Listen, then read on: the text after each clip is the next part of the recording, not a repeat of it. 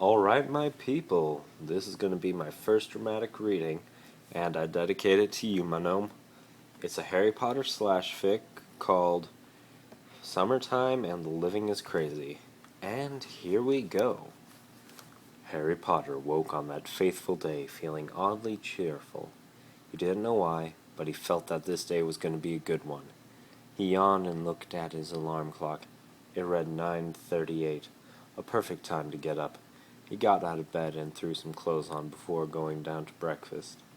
Uncle Vernon glared at him from over the morning paper. Dudley, who was slowly losing weight, didn't even look up from his piece of melon. He was busy trying to get every last little bit of the fruit from the rind. Aunt Petunia put Harry's slice of melon before him. He ate it cheerfully and left the Dursleys to their own devices.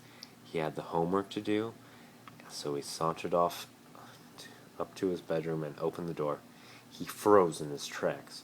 Draco Malfoy was standing there in his bedroom and holding Harry's wand, which he left on his bedside table. "Oh, Harry, there you are," Malfoy said, in a tone that suggested that he and Harry were friends rather than arch-rivals. "Malfoy, what the hell are you doing in my room? How on earth do you even know where I live?" Harry asked. He was utterly confused. "Well, I am a brute of most extraordinary cleverness," Malfoy replied. Harry blinked slowly at him. Forget I said that. I mean to say that I am very clever." "Oh," Harry simply, not wanting to find out how Malfoy knew where he lived, in case the answer was Malfoy was stalking him. "But why?" "I have come to rescue you," Malfoy said, striking a gallant pose. Harry nodded slowly, looking skeptical. "Actually, I need your help, so I need to take you away from this place." Okay, sure, I guess. I mean, I'm not really doing anything this summer," Harry replied. For some reason, he didn't question Malfoy's reason for his help, but merely trusted him. "But you're going to have to explain this to my aunt and uncle." "Ah, yes, the Muggles," Malfoy sighed, looking bored. "Well, let's go then." He grabbed the astonished Harry by the hand and led him downstairs. Uncle Vernon glanced at Harry over the paper again before doing a double-take. "Harry," he said in a voice of forced calm, "who is this?" Malfoy walked up to Uncle Vernon and extended his hand. "I'm Draco Malfoy," he paused, looking for the right word to use. "Friend of Harry's.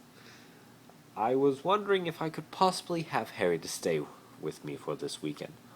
Uncle Vernon thought for a minute before nodding and going back to the newspaper. Harry knew his uncle didn't really care what happened to him, but it was one of fewer mouths to feed.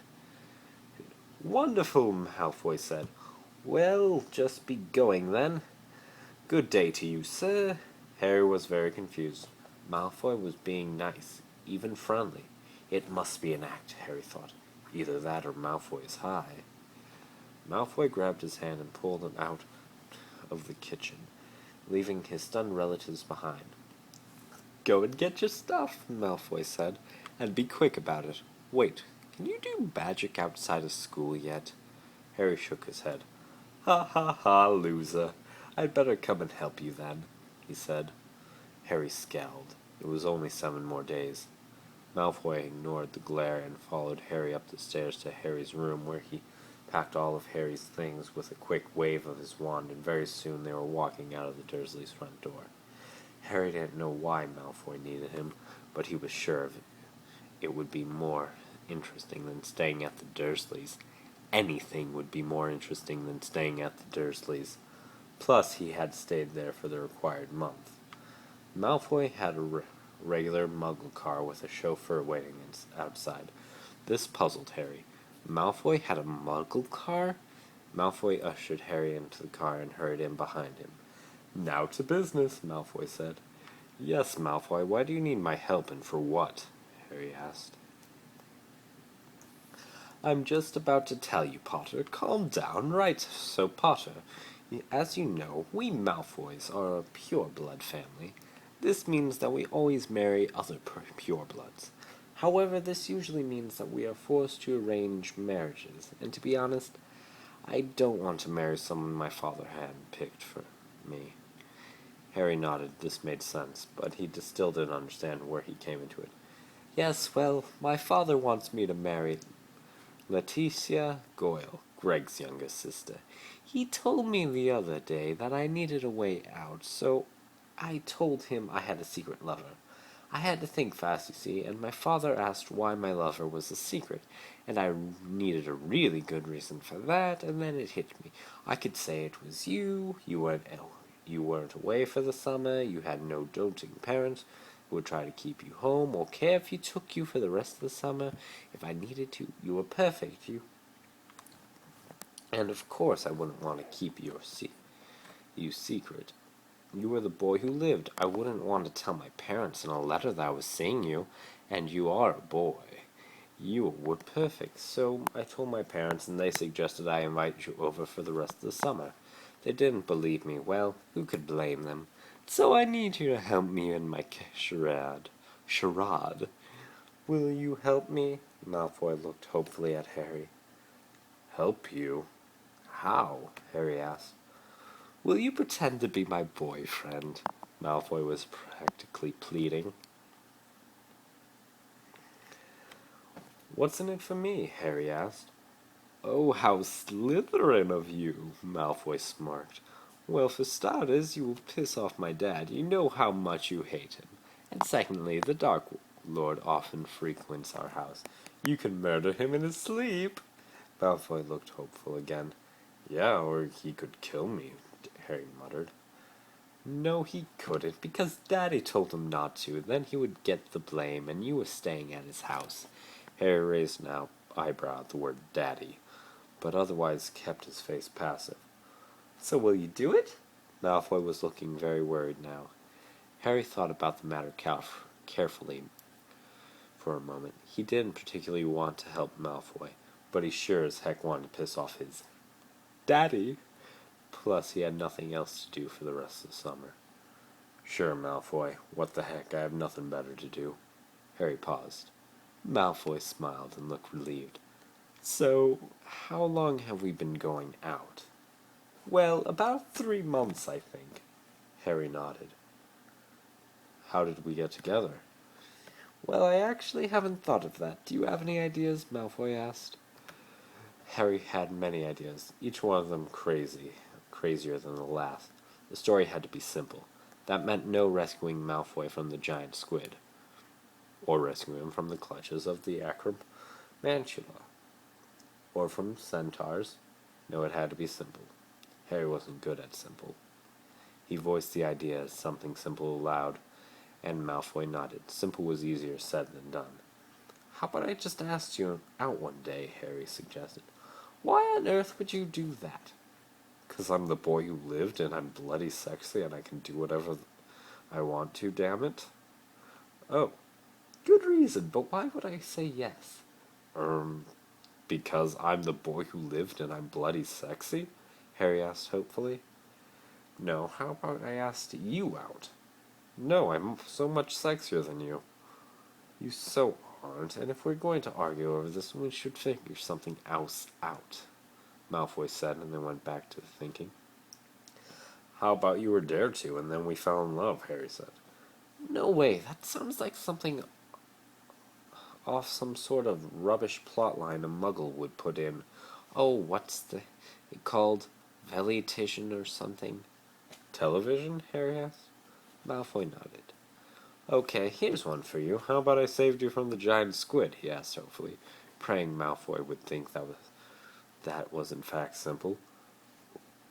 Wow, you have a warped view of simple, Malfoy said. Why don't we stick with one of us just asking the other out? You can be the asker if you really want. Wow, Malfoy, why are you backing down? Harry asked. Because we're here. It was true. They were driving up the long driveway of the Malfoy Manor. Far in the distance, Harry could just see the house. The Malfoys really had too much money. Oh, and Harry, you have to call me Draco, and make it convincing. Convincing? How? Harry asked with trepidation. We're going out. We've probably been shagging like bunnies at school. Act like it. Harry paled, but realized he couldn't turn back now. He nodded, and the chauffeur opened the door.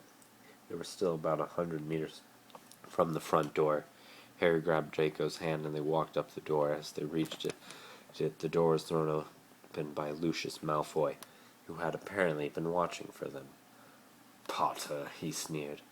"Welcome. Let me show you your room in the guest wing." No, Lucius," said a woman's voice. Narcissa Malfoy stepped out from behind her husband. "We agreed to let Draco and Harry here share a room." She surreptitiously winked at her husband. What? Oh yes, you and Draco will share a room. You probably been shacking like bunnies at school anyway," he spat. Harry was stunned. So was Draco. "But of course," Harry said, lying quickly, snaking an arm around Draco's waist. Lucius paled, but calmly ordered a house elf to take Harry's things up to Draco's room. "Well, what's your journey?" Narcissa asked. "It was uneventful," Harry said truthfully. "It was really nice to see Draco again. We spent some time, catching up." He smiled nervously. "Yeah," Draco agreed. "I missed Harry." He leaned over and kissed Harry on the cheek. Harry noticed how soft Draco's lips were before scalding himself. This was Draco Malfoy, for heaven's sake. However, he squeezed Draco's waist. He was playing boyfriend, wasn't he? He could have some fun. "Okay, well, you boys go freshen up. Dinner's on. Don't be late," Narcissa said, and Harry followed Draco to his room. It took them good 5 minutes to get there. "Sheesh, Draco," Harry said. "Your house is huge." "You don't say," said Draco, pretending to be shocked at this statement. Harry hit him on the shoulder. "Harry Potter is a sex god." "I'm a what?" "Sex god. I thought it would add to the believability of our story if I had that as my password. You should have seen my father's face. It was hilarious." Harry was shocked to say the least, but then, why deny it? "What was it before?" "Oh, something boring and in Latin. Anyway, welcome to my room, Harry." Draco opened the door with a flourish. The first thing that came into Harry's mind was the big and blue. The room was huge, with a 4-poster bed against the far wall opposite to a large fireplace. The walls around the fireplace were covered in bookshelves, filled to the brim with an assortment of different books. A large bay window with a window seat was set in the wall opposite of the door, and adjacent to the bed. There was a desk with a large executive-looking chair behind the door and 2 large armchairs in front of the fireplace. Where do I sleep?" Harry said sheepishly for a moment. "Ah, that's a very good point. I guess my parents assumed since we're, going out, we would share a bed." There was a long silence. "Fine." This was going to be a strange summer. Draco looked at him strangely, but dropped his gaze for a moment. "Well, make yourself at home then, Potter." "My name is Harry," Harry said. "Fine, make yourself at home, Harry," Draco snapped. "We should leave for dinner in about half an hour. That way we'll get there on time." Harry had a sudden idea. "Draco, we should make it look like we've been, doing things when we go down." Draco smirked evilly and untucked his shirt. "You need to mess up your hair, Draco." Harry reached over to do so, and Draco hid his hand away. "My hair is never messed up, Potter. I mean, Harry," he said as Harry shot him a look. "Draco, are you trying to tell me no matter what you do, your hair is always neat and tidy?" Harry smirked at him. No, but..." At this point, Draco started to whine. "I hate it when my hair is messy." "Tough," said Harry. "It's character building." He tackled Draco and began ferociously messing up the blonde's hair. Draco fought him off and surveying the image in the mirror. His bottom lip started to quiver. "Oh, come on, Draco. It's only hair," Harry said. Draco shot him a death glare, and Harry rolled his eyes. After years of being rivals with Malfoy, the glare didn't frighten him any longer. "You're mean, Harry," Draco soaked. "Oh, and do your buttons up wrong. You look too neat. Your hair is fine, though." Harry smirked. Even after years of trying, his hair was unstable as ever. Harry nodded and began to unbutton his shirt. And that is the end of Chapter 1.